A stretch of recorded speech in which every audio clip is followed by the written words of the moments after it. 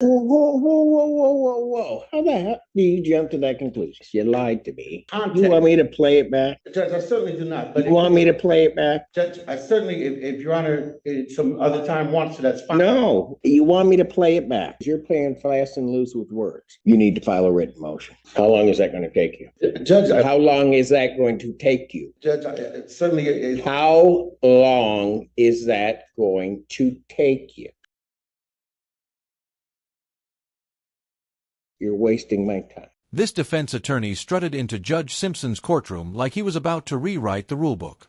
His bold claim that Judge Simpson shouldn't even be hearing the case all because he's the one who signed the original search warrant that uncovered the evidence. But here's the thing, that's perfectly legal, and every experienced attorney knows it. The whole argument comes off as desperate, more like an attempt to stall or confuse the court than a solid legal point. You can literally see the judge's patience wearing thin as he lets this lawyer talk himself deeper into a corner. And then there's Andy, who actually lies straight to the judge's face. Tell me in the comments, do you think this lawyer might be running on something that rhymes with propane? You know what I mean. Let's break it down and watch what happens next. On behalf of Darren Dwayne Wilson, sir, please stand and give your full and complete name for the record. Darren Dwayne Wilson. Thank you. Judge, if I may, very briefly. Go on. Thank you, Judge. And certainly, Judge, I got much respect for this honorable court, been before this court a number of times. Judge, but the court rule is clear, Judge, that a examination must be conducted by a neutral and detached magistrate, Judge. In this particular case, and just for a little bit of context, for Your Honor, this is a case where there's already a co-defendant, where an examination has been held, where the testimony has been taken, where the victim or complainant absolutely identifies a mixed race, ethnicity, light-skinned male, certainly not my client who's dark brown skin with barrel rolls. Judge, notwithstanding saying, Your Honor, the sole basis that the people intend to introduce quote-unquote identity is through the search warrants and the subsequent evidence that was purportedly obtained thereafter, Judge. I say that all to say that, Judge. I don't know what case you're talking about. Who's the co-defendant? You didn't preside over that. I could make the argument a lot more. I did not preside over it? No. So the argument that the counsel is attempting to. Well, then I'll let him finish, because I don't know, it did not even begin to ring a bell with me. It shouldn't. But if I can just streamline it, Judge. In brief, Your Honor was presented ex parte with two search warrants in this particular case. Ultimately, these two search warrants, there was information heard, there was a search warrant, there was probable cause found, there was search warrant signed. Judge, we now come before you for a separate analysis of whether there's probable cause in this case, but Your Honor, pursuant to People Be Real, which is 391-124, Judge, it certainly cannot be neutral and detached when Your Honor respectfully has already found probable cause in this case, and specifically the case law says. Whoa. How the hell do you jump to that conclusion? Because the probable cause that's determined from a search warrant is based upon that evidence that is presented to me in the form of an affidavit on that search warrant. That's going to have no bearing whatsoever on what testimony I hear or don't hear in this case. So I don't even know how you get to that conclusion. But I'll let you continue, because I think it's a... Go ahead. Thank you, Judge. And Judge, just certainly to preserve the record, certainly I don't want to come back on a quash or an appeal or even a remand, Judge, but the case law is clear. It says if the defendant requests a magistrate other than the magistrate who has already heard ex parte witnesses, such as the request should not be or should be regarded as reasonable and reasonable efforts exerted towards compliance, Judge. What ex parte witnesses did I hear from? Judge, Your Honor signed both of the search warrants in this particular matter. Certainly testified. But that says I've heard from witnesses. I've not heard from any witnesses.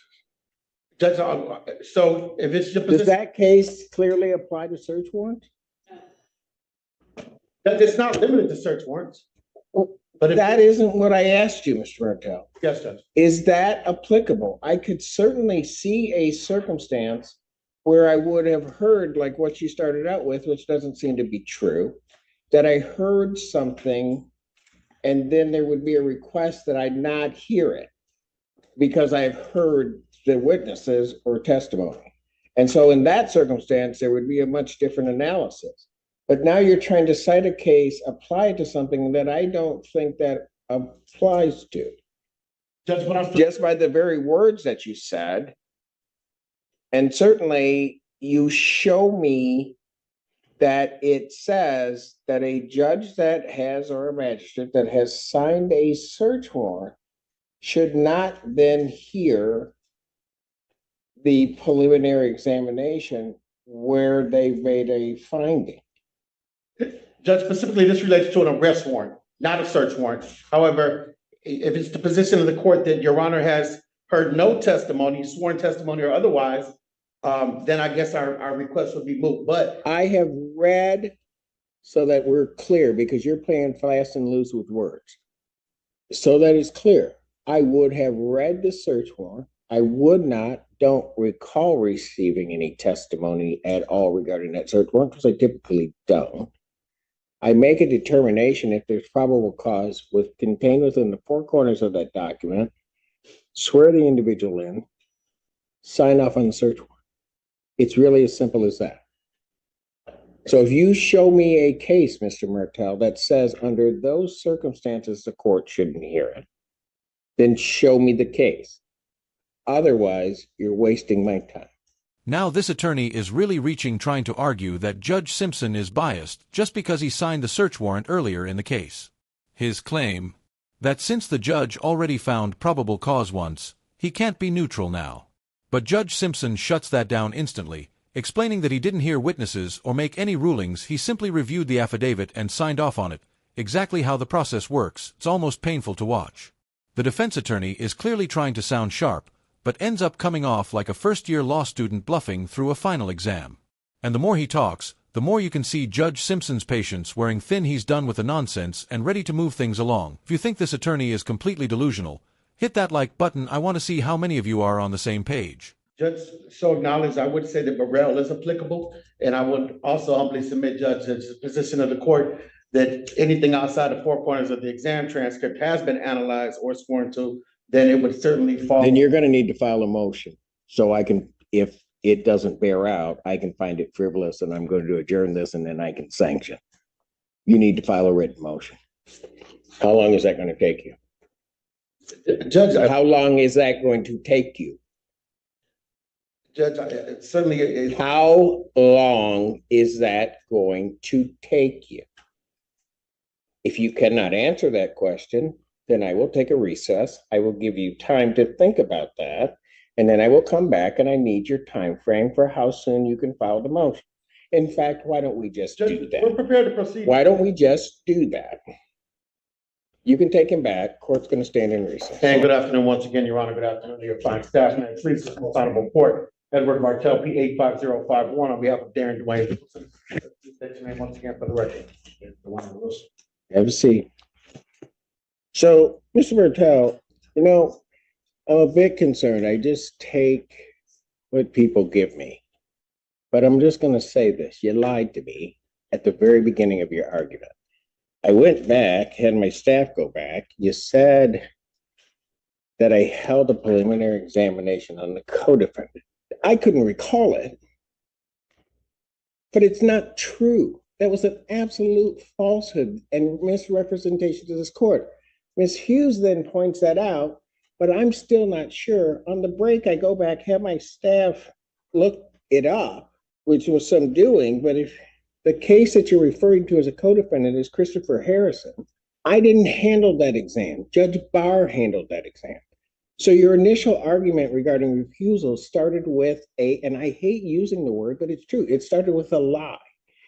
Then, Mr. Martel, you continued with your lie regarding the import of the case of People versus Burrell. You cite one portion of it about a magistrate who takes testimony and does that. And that's why I went through exactly what this court does regarding search warrants. And then you cite a portion of that, and I think intentionally skipped over the first part of that paragraph to mislead this court. And I'll tell you what it says. It says, whereas here, an affidavit presented to a magistrate was in conclusory form, which I'm sure those search warrants were, and did not state any of the underlying or operative fact, and no witnesses were examined, which they weren't, we can perceive no prejudice to the accused in having the magistrate who issued the arrest warrant, which is different, preside at a preliminary examination. If I may. If it's not going to be a lie, go for it. Judge, respectfully, No, you lied to me. okay, if I may, Judge, very briefly, I think the record will reflect it. When I cited or spoke about a preliminary examination, I didn't speak directly as to this court having held it, but it having been previously held. I was not present at that particular examination. However, Judge, certainly I would make no false representations as to who held it or who didn't hold it. I think I just provided that for context. You want me to play it back? Judge, I certainly do not, but. You want me to play it back? Judge, I certainly, if Your Honor, some other time wants to, that's fine. No, if you're going to sit up here and tell me you didn't lie to me, you want me to play it back? Judge, then I stand corrected, Judge, but I certainly intend to make no misrepresentations of the context. The main argument is what it is. And certainly, Your Honor is not barred from presiding over this exam. But again, and I've spoken with my client in the basis of just preserving the record and putting forth this argument, certainly mean no disrespect, harassment, or delay to the people. Judge, we're prepared to proceed. If Your Honor intends to deny, that's fine. Again, we're prepared. I don't know what your motion is, because everything that is presented to me is not it. This guy just won't quit, and the more he talks, the worse it gets. He's nitpicking random legal terms that don't even apply, clearly grasping at straws to get this case moved to another courtroom. I don't know if he's got some kind of personal issue with Judge Simpson, but the tension is thick. From the moment he walked in, waving his hands around and pointing at the judge with that cocky attitude, you could feel the hostility. And honestly, I feel bad for the defendant. Imagine sitting there watching your own lawyer destroy your case in real time. Judge Simpson is showing incredible restraint here, because he could easily hold this attorney in contempt, especially after catching him in an outright lie. I've seen lawyers push the limits before, but this guy? He's straight up playing with fire, is making things up, he's losing credibility by the second, and his client is the one paying the price. If you think this attorney is sketchy and only making the situation worse, drop your thoughts in the comments. But hang tight, it's about to get even more chaotic. Anything else, Mr. Judge, just very Martel? briefly, and I certainly respect this. Because I'm going to tell you that, quite frankly, Mr. Martel, one may have to convince me why you have not, only in terms of your misleading of this court, attempted to try to have this judge recused for the purpose of forum shopping. Absolutely. Because, I think so. Because originally I had to step into this case, and I can tell you, you probably weren't necessarily real excited about it. But that's the way that the system works here. And so I think you're continuing on with that. And because there's no other reason, I think, to try to bring this frivolous argument. Judge, respectfully, I certainly enjoy practicing before Your Honor, and I certainly had no intent to mislead this court, or in fact, I'm going to pull the exam or the transcript thereafter. As far as I don't believe any misrepresentations were made to this honorable court, Judge. I stand firm on my word. At the end of the day, I think there's a basis for our argument to put forth. If it's the position of the court that it's not, certainly, Your Honor, we will move forward with your denial, and we're prepared for it. I have not ruled. You will hear my ruling loud and clear. Yes, But do Judge. not presume that I'm going to deny it. Before I stepped off the bench, I asked, and I think properly so, your motion should be in writing. How long will that take you to do? If you won't answer me, then I will set the time frame. 2 weeks, please, and thank you, Judge. Defendant's motion to recuse would need to be filed by December 10th. Prosecutor will respond by December 20th. I will hear the motion on December 26th. This exam is moved to December 26th, 2024 at 12 noon.